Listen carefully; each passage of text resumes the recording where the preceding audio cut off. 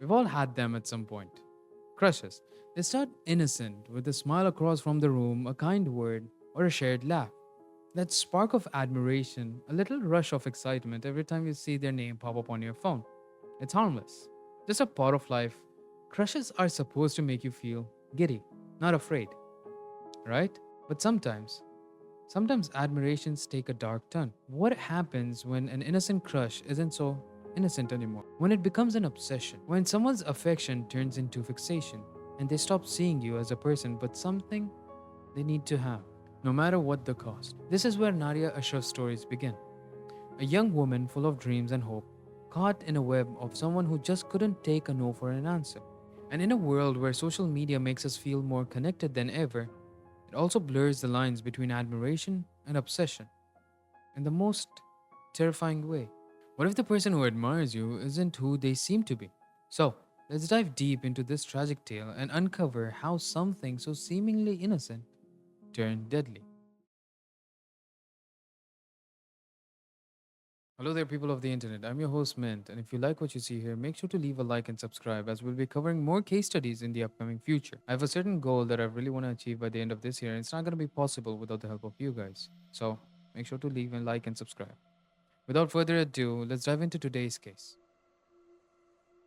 I want to take you guys back to 2022. Naria Ashraf, who was just 21-year-old student from Mansoura, Egypt.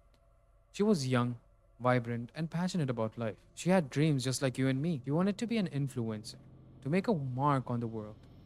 Let me tell you, she was already on her way. With her stunning looks and positive energy, she was gaining quite a following on social media. But here's the thing, right? Sometimes being noticed comes with dangerous consequences. Naria was also a diligent student at Mansoura University, studying her hard, keeping her head down, and focused on her future. But there was someone who couldn't take his eyes off of her, a fellow student named Muhammad Adil. And here's where things start to get dark. Muhammad Adil was also a student at Mansoura University.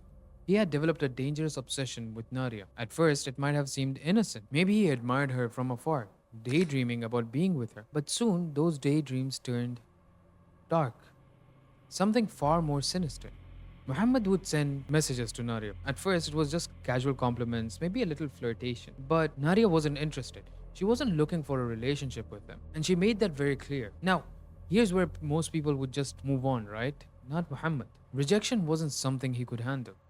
As the days turned into weeks, his messages became more and more frequent, more intense, and more disturbing. He started to follow her online, commenting on every post, sliding into her DMs, begging her to talk to him. And when Nadia continued to reject him, his tone changed. He wasn't just a lovesick student anymore. By this point, Nadia was feeling a bit uncomfortable. I mean, wouldn't you? Imagine someone constantly watching your every move online and in real life. Muhammad began to escalate his behavior. He wasn't just messaging her anymore. He was literally stalking her. He would wait for her outside the class to follow her to and from school. Muhammad would go to such lengths that he would harass her friends to get closer to Naria. At this point, Naria knew she needed to take an action. So, she blocked him on all social media, told him to leave her alone, and even reported his harassment to her family and friends. But Muhammad wasn't going to give up that easily. In fact, her rejection only made him angrier. And when someone obsessed gets angry, things get dangerous. It's now summer of 2022. Naria's life was spiraling into a nightmare. Despite blocking Muhammad, he still found ways to continue harassing her. He created fake accounts to stalk her online, spreading false rumors about her and damaging her reputation. He was determined to make her life a living hell. Then something terrified started to begin. Muhammad started making threats, real violent threats.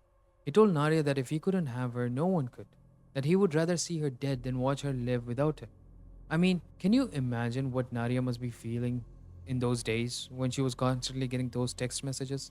And even though she had reported his behavior, it seemed like nothing was being done to protect her. She was living in constant fear, not knowing when or where Muhammad would strike. Naria's fear would unfortunately come true. On June 20th, 2022, which started like any other day, Naria woke up, got dressed, and headed to university for her exams. Little did she know this would be her last day alive. She was walking to the university gates, probably nervous about her exams, but still thinking about her future, about everything she wanted to achieve. And then out of nowhere, Muhammad appeared. In broad daylight, in front of dozens of witnesses, Muhammad pulled out a knife and attacked her. The scene was just brutal. He stabbed her repeatedly, showing no mercy. People screamed and tried to intervene, but it happened so fast that by the time anyone could stop him, it was too late. Nadia was gone. Her life was stolen away from her in the most unspeakable violence. The news of Naria's murder spread like a wildfire. Egypt was shocked. How could something like that happen in broad daylight with so many witnesses?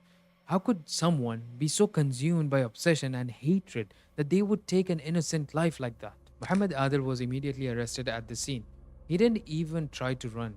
He was proud of what he had done. It was as if taking Naria's life was just the only way to soothe his wounded ego. In the weeks that followed, Naria's murder sparked a national conversation about gender based violence, harassment, and the protection of women in Egypt. Her story became a symbol of the countless women who live in fear every day, stalked, harassed, and threatened by men who believe they can have the full control over them. Muhammad Adil was put on trial for Naria's murder, and it didn't take long for him to be convicted, as the evidence was so overwhelming against him. He had premeditated this attack, purchasing the knife and planning out exactly when and where he would kill her. The court sentenced him to death.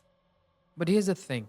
Even though justice was served in legal senses, it doesn't bring Naria back. Her family and friends and everyone who loved her are left to grieve the loss of a bright young woman whose life was just taken too soon. And the sad reality is that there are many more women like Naria out there facing similar dangers every day. Naria Ashraf's story is not just a tragedy. It's a wake-up call, a call for action, for change, and for us to stand up against gender-based violence. No matter wherever it happens, we owe it to Naria and to all women who live in fear to make sure that this never happens again. Though Naria's life was tragically short, her story ignited a movement. Protests erupted and women across the country started sharing their own stories of harassment and fear. A push for a stronger legal protection was made in her name. Naria Ashraf may not have lived to see her dreams come true, but in her death, she became the voice of so many silenced by violence. But Naria's case is just one of many.